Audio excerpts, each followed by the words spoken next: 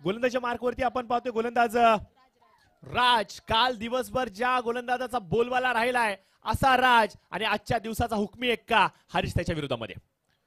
पहिला चेंडू आखूट टप्प्याचा भिरकावून लावलाय बॅकवर्ड स्क्वेअर लेग रिजन मध्ये, परंतु चेंडू बघा दैव बलवंत ठरतंय ते म्हणजे धामणी संघाचं, आई भराडी मातेचं. पहिला चेंडू चौकार ठोकलाय. हरीश काय चांगल्या लयमध्ये आहेत.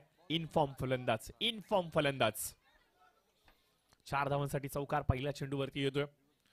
दमदार फलंदाजी इथे मात्र आपल्याला पाहायला मिळते. अजून देखील 4 चेंडू येणं बाकी आहे. मोठा फटका जरूर खेळला गेलाय. क्षेत्ररक्षक तिथे तैनात, परंतु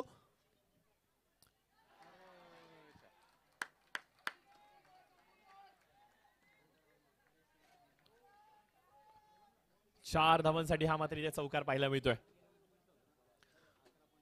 थोडस मिसअंडरस्टँडिंग झालं, त्याच्यामुळे हा चेंडू रोखण्यामध्ये अपयशी ठरले. 2 चेंडू 2 चौकार आलेत.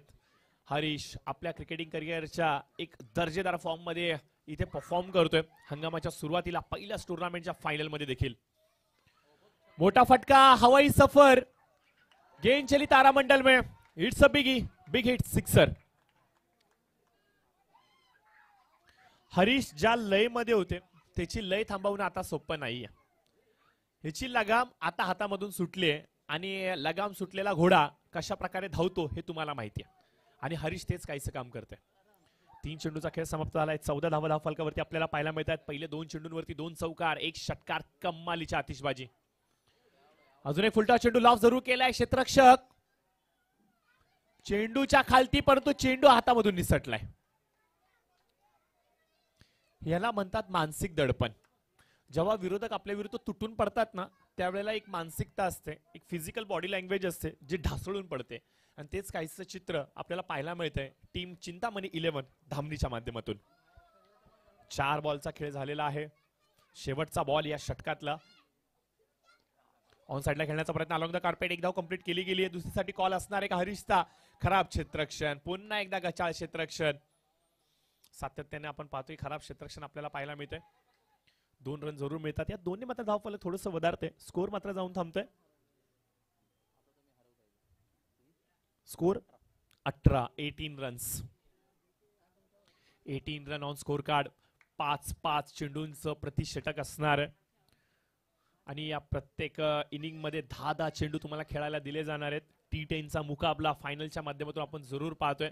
बेस्ट वर्सेस बेस्ट या संपूर्ण स्पर्धेतली सर्वाधिक मोठी सामना आपल्याला पाहायला मिळतो. सर्वाधिक मोठी मॅच आपल्याला पाहायला मिळतात. या मॅच नंतर सर्व प्रश्न जे कालपासून आपल्या मनामध्ये चाललेले, कोण असेल विजयाचा मानकरी, कोण असेल मॅन ऑफ द सिरीज, कोण असेल बेस्ट बॅट्समन, कोण असेल बेस्ट फिल्डर, या सर्व प्रश्नांचा उलगडा थोड्याच वेळामध्ये तुमच्या समोर येणार आहे. खराब क्षेत्ररक्षण पुन्हा एकदा पाहायला मिळाले, परंतु धावचेच्या माध्यमातून शुभम मात्र जाळ्यामध्ये, हरीश मात्र जाळ्यामध्ये सापडला. ही चांगली गोष्ट आहे. टीम चिंतामणी 11 आज ही स्पर्धा संपल्यानंतर सोमवारी जेव्हा प्रॅक्टिस सेशनसाठी मैदानामध्ये याल त्यावेळेला मात्र एक टीम मीटिंग घ्या आणि आपलं क्षेत्ररक्षण कसं स्ट्रॉंग करता येईल याच्यावरती फोकस करा. भरपूर साऱ्या चुका तुम्ही मात्र आज क्षेत्ररक्षणाच्या माध्यमातून तुमच्या पाहायला मिळतात. काल असं काही झालं नव्हतं. काल खूप चांगल्या कॉन्फिडंटने हा संघ इथे वावरत होता, परंतु फायनलच्या मॅच मध्ये थोडीशी बॉडी सैल पडली असं म्हणावं लागेल. या षटकातील आतापर्यंत आपण पाहतोय चेंडू झालेला आहे अवघा 1. 4 बॉलचा खेळ येणं बाकी. हर्षद्याला आपण पाहतोय. नवीन फलंदाज सुनील नॉन स्ट्रायकर एंड वरती आलेले आहेत. स्ट्राईक वरती आपण पाहतोय फलंदाज राहुल यांना. हवेमध्ये चेंडू जरूर आहे. क्षेत्ररक्षक चेंडूच्या खालती आणि आता प्रसादनी मात्र कॅच कंप्लीट केलाय. भरपूर अवधी झाला चेंडू काही हातामध्ये सापडत नव्हता, परंतु आता चेंडू सापडलाय. काल हाच प्रसाद आय थिंक आपल्या कॉमेंट्री बॉक्सच्या समोर क्षेत्ररक्षण करत होता आणि जबरदस्त अफलातून क्षेत्ररक्षण त्याने दाखवलं होतं आणि आज देखील तो बघा आपलं क्षेत्ररक्षण त्याच प्रकारे दाखवतोय.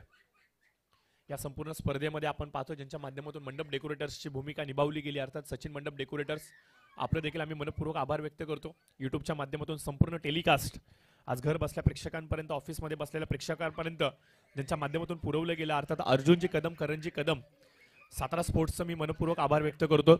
त्याचबरोबर आपण पाहतो मित्रांनो ही संपूर्ण स्पर्धा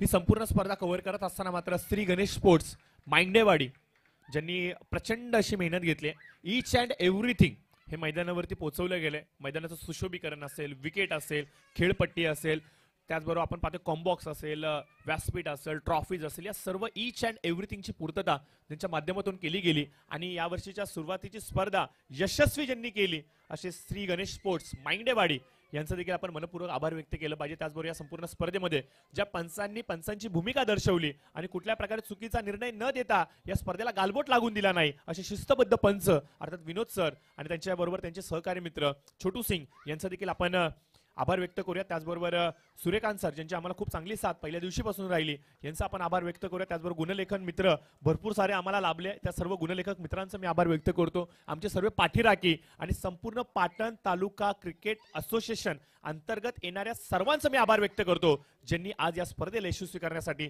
सहकार्याची भूमिका दर्शवली. काही शेवटचे क्षण अद्याप देखील शेष आहे, इथून मात्र उत्तरं मिळणार आहेत, कोण जिंकेल आणि कोण पराभवाला सामोरं जाईल.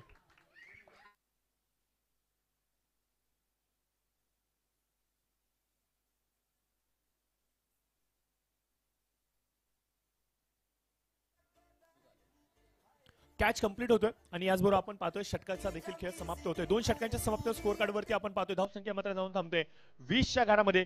पहिल्या षटकाच्या समाप्तीनंतर 18 धावा होत्या आणि या षटकामध्ये अवघ्या 2च धावा हर्षदने खर्च केल्यात. काय कमालीचा कमबॅक हर्षदने दाखवलाय, कौतुक त्याचं करूयात आणि लगेचच मात्र आपण फायनलच्या अंतिम टप्प्याकडे जाऊयात. दोन्ही टीम चला लवकर, एवढा टाइम नाहीये, एवढे शांत राहाल तर कसं चालेल. जिंकण्यासाठी खेळायचंय का फॉर्मॅलिटी म्हणून खेळायचंय हा थोडा टेक्निकल विचार करा.